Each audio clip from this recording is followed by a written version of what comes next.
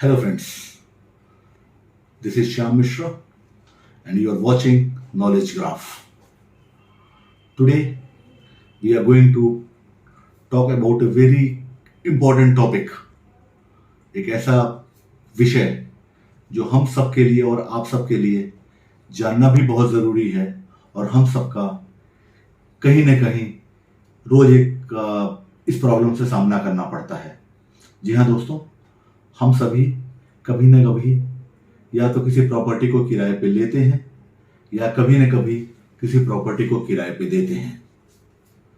ऐसी सिचुएशन में कई बार, खासकर भारत में, इंडिया में, एक मकान मालिक के रूप में कई बार लोग घबराते हैं कि उन्हें लगता है कि अगर उन्होंने कोई प्रॉपर्टी किराए पे दे दी तो क्या वो खाली हो पाएगी, क्या वो इजीली खाली हो पाएगी, क्या उन्हें टेनेंट परेशान तो नहीं करेगा।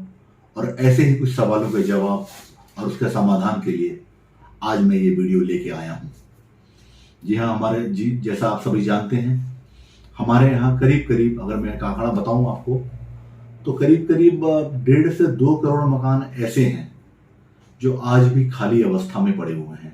दे are lying vacant simply because the landlord और the owner does not want to take a risk of subletting his premises, because वो लगता है उसको कि कहीं कल को किराएदार ने उस मकान को हड़प लिया तो उसके शायद पूरी जिंदगी की कमाई एक बार में निकल जाएगी। ऐसे सिचुएशन में हम क्या करें? क्या वो कानूनी रास्ता है? क्या वो कानूनी तरीके हैं? या कैसा वो एग्रीमेंट हमारा होना चाहिए जिससे जब वो एग्रीमेंट बने और उसके अंदर वो सारे क्लॉजेस इंक्लूड कर दिए जाएं तो मकान मालिक का जो अपना एक इंटरेस्ट है, जो एक हित है, साथ साथ किराएदार के साथ भी कोई नाइंसाफी ना हो। ऐसा एक एग्रीमेंट जो दोनों के साथ बराबर का और एक न्याय उचित व्यवहार करे। ऐसे ही एग्रीमेंट के बारे में आज बात करूंगा जिसे बोलते हैं लीव एंड लाइसेंस एग्रीमेंट। जी हाँ दोस्तों, शायद आपने इस वर्ड को सुना होगा या नहीं भी सुना होगा। आज मैं बताऊंगा आपको कि नॉर्मली जो हम रेंट एग्रीमेंट बनाते हैं उसे हम रेंट एग्रीमेंट कहते हैं या कई बार उसे हम लीज एग्रीमेंट कहते हैं। आज मैं आपको बताऊंगा कि रेंट एग्रीमेंट, लीज एग्रीमेंट, इन दोनों से लीव एंड लाइसेंस एग्रीमेंट कैसे अलग है। तो जब भी आप कोई लीव एंड लाइसेंस एग्रीमेंट बनाएं, मैं बताऊंगा, पहले तो बताऊंगा आपको उसके लीगल प्रावधान क्या है, फिर इनमें कौन कौन सी बातें, स्पेशली 3-4 पॉइंट्स है, बहुत लंबी बात नहीं है, जिसको अगर आप इंक्लूड कर दें तो शायद आपका ये जो डॉक्यूमेंट है जो एग्जीक्यूट हुआ है, इसकी जो वैलिडिटी है, इसकी जो ऑथेंटिसिटी है, इसकी जो इम्प्लीमेंटेशन पार्ट है, कोर्ट्स में इसकी जो लीगल एनफोर्समेंट है, वो बहुत ज़्यादा बढ़ जाएगी। जी हाँ दोस्तों, जब भी आप कोई एग्रीमेंट बनाएं, खासकर कोई घर, अपना मकान या कोई दुकान या कोई ऑफिस किराए पे दें, तो आप उसमें कभी भी रेंट एग्रीमेंट ना बनाएं या कभी भी आप लीज एग्रीमेंट ना बनाएं। जी हाँ दोस्तों, शायद आप ये सुन के चौंक रहे होंगे कि ये कैसी बात कर रहे हैं। जी हाँ दोस्तों, रेंट एग्रीमेंट और लीज एग्रीमेंट, ये दोनों ही एग्रीमेंट बेसिकली टेनेंट को या किराएदार को फेवर करते हैं। ऐसी सिचुएशन में आपके पास जो रास्ता है वो एक लीव एंड लाइसेंस एग्रीमेंट का है। ये leave and licence agreement section 52 of Indian easement act से गवर्न होता है। जी हाँ दोस्तों, section 52 of easement act.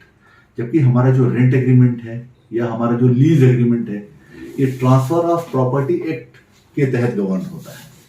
Section 105 है basically transfer of property act का, 105 से 111 तक के सेक्शंस आते हैं, जिसमें आप प्रॉपर्टी को किस तरीके से लीज पे दे सकते हैं और उसके क्या प्रावधान है। नॉर्मली जब हम लीज की बात करते हैं, नॉर्मली मैं बोल रहा हूँ word normally, it is normally counted as a tenure from more than 1 year to 5 years, you can call it. हालांकि अपने आप में आप लीज एग्रीमेंट 1 साल से कम का भी बना सकते हैं, लेकिन नॉर्मली जो ट्रांसफर ऑफ प्रॉपर्टी एक्ट में जो गवर्न है, जो ईयरली बेसिस पे चलता है, वो 1 साल या 1 साल से ज्यादा। जबकि leave and licence agreement monthly govern होता है। अब आप बताएंगे कि इसमें क्या क्या अंतर है, क्या ऐसे प्रावधान है, क्या ऐसी बातें हैं जो हमें अपने उस एग्रीमेंट में लिखनी चाहिए और हमें उस बातों का फायदा क्या है। पहला, जब भी आप कोई एग्रीमेंट बनाएं, सबसे पहले एक वर्ड लिखें। लीव एंड लाइसेंस में 2 पार्टीज होती हैं, एक का नाम होता है लाइसेंसर और एक का नाम होता है लाइसेंसी। अगर मैं आपको आम भाषा में समझाऊं, एक लीगल टर्म्स में नहीं कह रहा हूं, आपको समझाने के लिए कह रहा हूं। लाइसेंसर यहाँ पे मकान मालिक से ताल्लुक है मेरा, जिसका मकान है, जो ओनर है। लाइसेंसी का ताल्लुक उस किराएदार से है जो उस प्रॉपर्टी को किराए पे लेना चाहता है। तो जब आप एग्रीमेंट बनाएं तो सबसे पहले एक लाइन लिखें उसमें, that this agreement has been made on the specific request of the licensee to the licensor for giving the premises on leave and license basis only। ये जो एक लाइन है, जब आप ये लिख देंगे तो पहले ये बताएगा कि भाई आपका जो एग्रीमेंट है वो किस सेक्शन या किस एक्ट के तहत गवर्न होगा। बल्कि आप ये डाल दें कि leave and licence agreement only के बाद डाल दें एज पर सेक्शन भी डाल दें, as per section 52 of the Indian easement act 1882, पूरी बात आप लिख दें। उससे क्या होगा कि पहले आपका जो एग्रीमेंट है, बिकॉज कोर्ट्स में जब आप जाते हैं कई बार जब एक कानूनी पचड़ा पड़ जाता है तो कोर्ट्स में जब आप जाते हैं तो कोर्ट आपकी लैंग्वेज को चेक करती है, आपके इंटेंशन को चेक करती है कि आपकी इंटेंशन रेंट एग्रीमेंट बनाने की थी या लीव एंड लाइसेंस एग्रीमेंट बनाने की थी। अभी मैं आपको बताऊंगा क्या फायदे हैं उसका, बट एक शुरुआत बता रहा हूं। मैं इस बात को स्ट्रेस कर रहा हूं कि leave and licence agreement is must. You must try to execute a leave and licence agreement rather than a lease agreement. शायद आपको बहुत कंफ्यूजन हो रही होगी। तो जैसा मैंने आपसे बताया, lease agreement section 105 of transfer of property act, अगर आप नाम ही पढ़ें ट्रांसफर ऑफ प्रॉपर्टी, आप मकान को किराए पे दे रहे हैं, प्रॉपर्टी ट्रांसफर नहीं कर रहे हैं। लेकिन लीगल कॉन्सेप्ट एक है जो कि आपको शायद बताना चाहिए कि नहीं अभी फिलहाल, अगर आम पब्लिक के लिए है तो मैं बता देता हूं। ट्रांसफर ऑफ प्रॉपर्टी में सिर्फ ट्रांसफर ऑफ प्रॉपर्टी फिजिकल की बात नहीं होती है। प्रॉपर्टीज का ट्रांसफर में जब हम बात करते हैं तो कई बार उसमें एक इंटरेस्ट ट्रांसफर की बात होती है, एक लीगल टर्म है interest transfer, transfer of interest. ये गवर्न होता है ट्रांसफर ऑफ प्रॉपर्टी एक्ट से। Whereas leave and licence agreement जब आप बनाते हैं तो किसी भी प्रकार का इंटरेस्ट लाइसेंसर से लाइसेंसी को ट्रांसफर नहीं होता है। वेयर एज जब आप लीज एग्रीमेंट बनाते हैं और आप रेंट एग्रीमेंट बनाते हैं, उस सिचुएशन में कई बार आपका जो प्रॉपर्टी में इंटरेस्ट है from the owner to the tenant transfer हो जाता है और वहीं से पोजीशन की शुरुआत होती है। यहां पे एक बात और बताऊं मैं आपको, हमारे यहाँ एक बहुत ही मेन वर्ड है पोजीशन। पोजीशन का मतलब होता है मकान पे किसका कब्जा है। जब आप कोई मकान किराए पे दे देते हैं तो जाहिर सी बात है उसका आप चाबी भी देंगे किराएदार को, और उसी क्षण से, उसी वक्त से, फ्रॉम दैट स्पेसिफिक टाइम जब भी आप चाबी देते हैं, जो उस प्रॉपर्टी पे पोजीशन का राइट है वो ट्रांसफरर से ट्रांसफरी के पास चला जाता है, ओनर से किराएदार के पास चला जाता है। इसी बात को बचाने के लिए, इसी एक बेसिक बात को बचाने के लिए, और हम कुछ ऐसा ऐड कर दें जिससे हम सामने वाले के पास चाबी तो रहे, लेकिन जो कब्जा, जो लीगल कब्जा है, लीगल कब्जे का मतलब होता है लीगल पोजीशन, वो किसी भी सिचुएशन में किराएदार के पास ना जाए। ऐसा मकान मालिक या जो ओनर है उनकी सोच होती है और होनी भी चाहिए। इसी एक विशेष बात को, बहुत सी बातें हैं बट ये एक मेजर बात है जो मैं आपको बार बार बताना चाहता हूं कि ये जो कब्जा है, एक एडवर्स पोजीशन की भी बात होती है, मैं बताऊंगा कभी आपको किसी और वीडियो पे। ये जो कब्जा है ये अपने आप में एक बहुत ही इंपॉर्टेंट इंग्रेडिएंट है ट्रांसफर ऑफ प्रॉपर्टी का। जहां तक ये कहा गया है, पहले कहा भी जाता था जिसके पास कब्जा वही मालिक।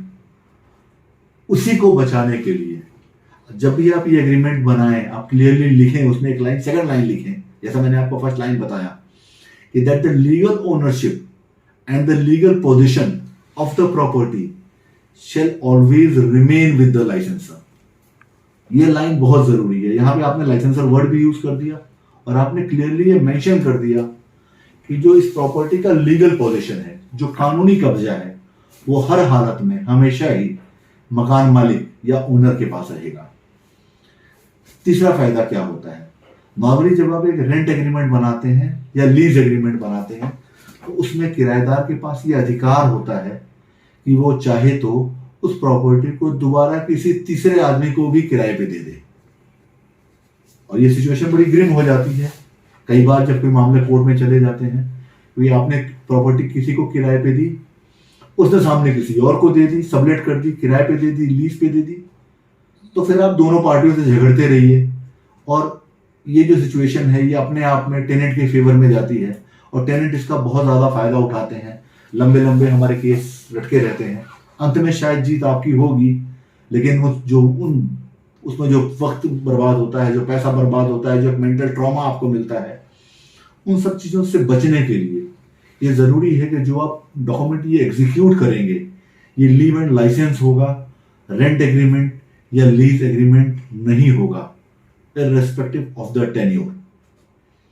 चौथी बात, लीव एंड लाइसेंस एग्रीमेंट जब आप बनाते हैं तो आप उसमें एक क्लॉज और डालिए कि द लाइसेंसी shall not be able to take any amenities in their own name, जैसे बिजली या पानी, वो कभी भी अपने नाम से कोई भी चीज ना ले सकें।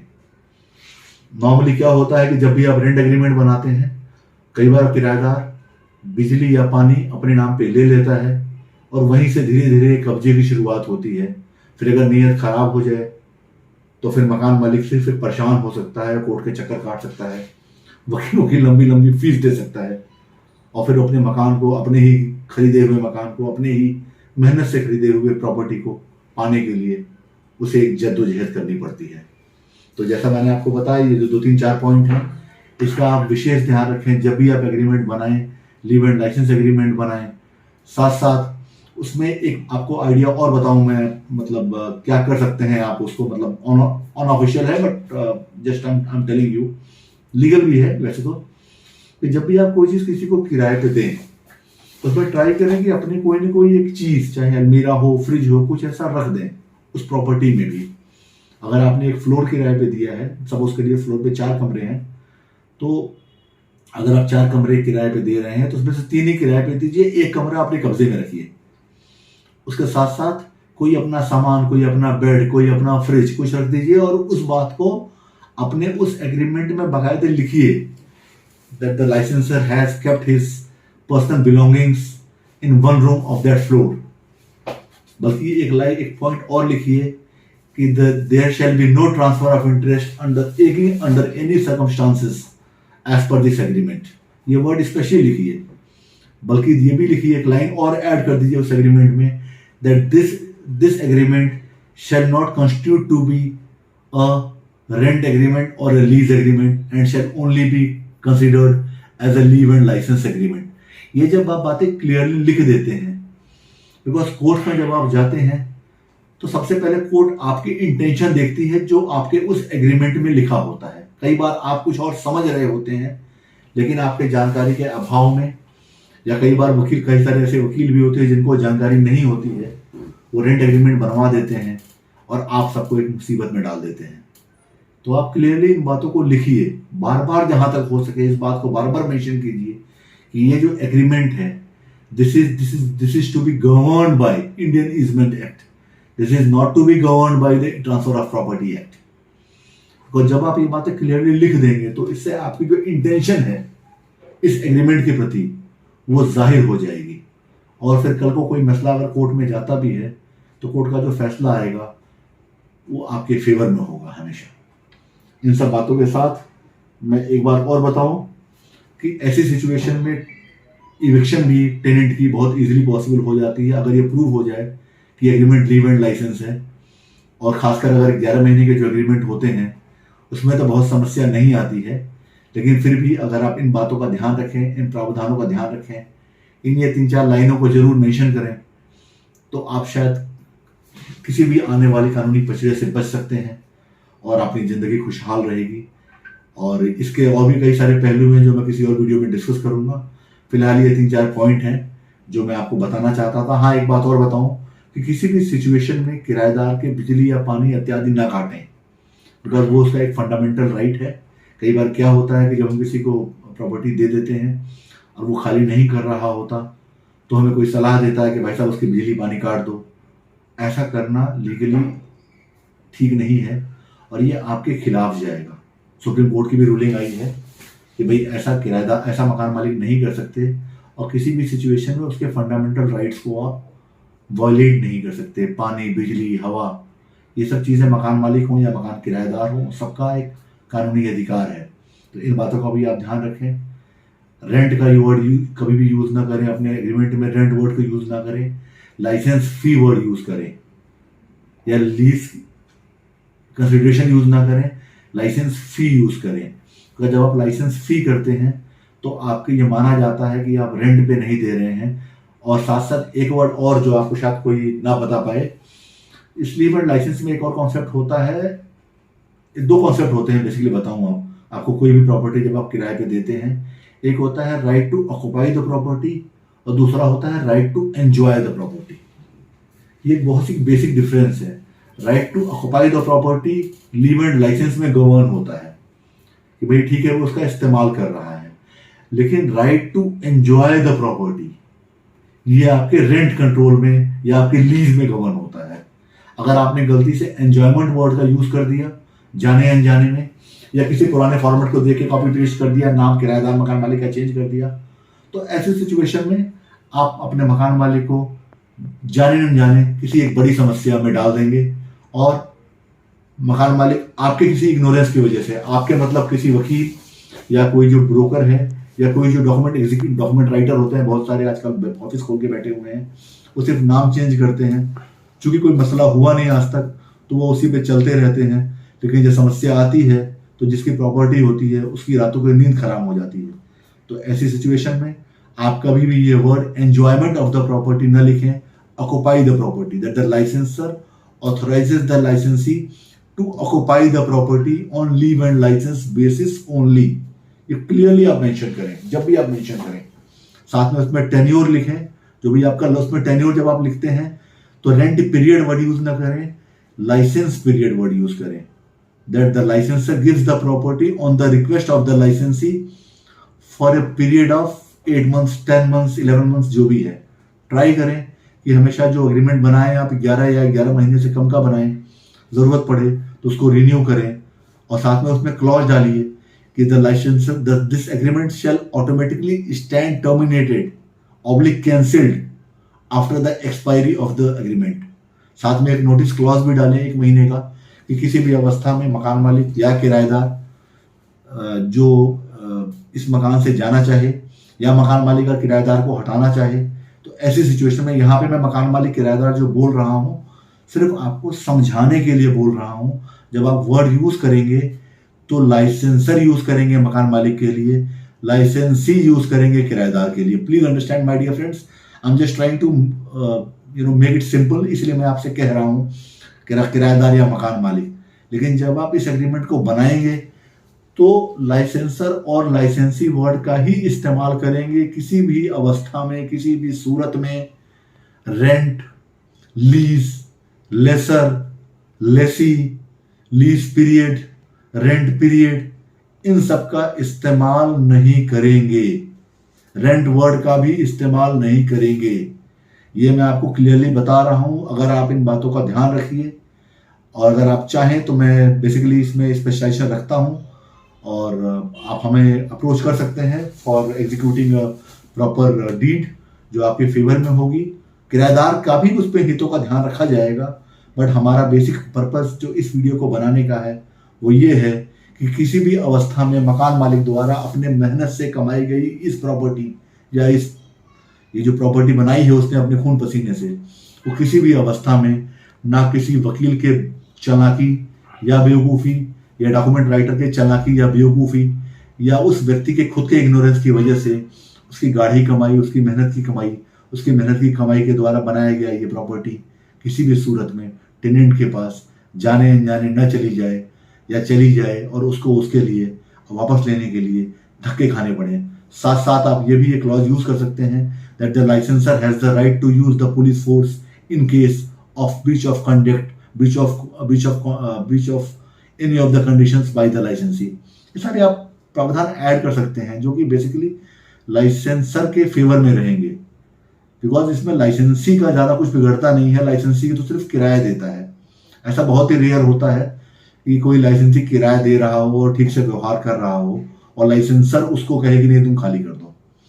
जब तक कि उसके किसी एक कंडक्ट से या किसी एक व्यवहार से ये प्रतीत न हो या एक जाहिर न हो कि उसके यहाँ मतलब मेरा किराएदार से है, उसके इरादे इस प्रॉपर्टी को हड़पने या हथियाने किए हैं। जी हाँ दोस्तों, आज बस इतना ही। आपका अब तक इस वीडियो को पूरा देखने के लिए बहुत बहुत धन्यवाद। अगर आप कोई भी एग्रीमेंट बनवाना चाहते हैं, ऐसा कोई भी एग्रीमेंट एग्जीक्यूट कराना चाहते हैं, वेट कराना चाहते हैं, तो जाहिर सी बात है कॉमर्शियल बेसिस पे आप मुझे कांटेक्ट कर सकते हैं।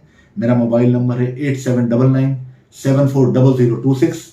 मेरा नाम है श्याम मिश्रा। इसके अलावा अगर आप इंपोर्ट एक्सपोर्ट से रिलेटेड कोई जानकारी चाहते हैं, उन सब में भी हमारी काफ़ी स्पेशलाइजेशन है और भी विषयों पे हम अब वीडियो बनाएंगे। आपके ज्ञान की बातें बताएंगे, आपके हित की बातें बताएंगे और ऐसी बातें बताएंगे जिससे हमारा जो समाज है, हमारा जो देश है और हमारे यहाँ जो बहुत सारे कोर्ट केसेस चल रहे हैं, जिससे कोर्ट का भी एक बेवजह टाइम वेस्ट हो रहा है, लोगों का भी टाइम वेस्ट हो रहा है, एक मेंटल ट्रॉमा और एग्नी मिल रही है, उससे निजात मिले। Thank you my friends for watching this video this long. Thank you very much. And if you like this video, I request you to kindly subscribe my channel and also share it and hit the bell icon if you really like my video. Thank you very much. See you in the next video. Thank you. Thanks for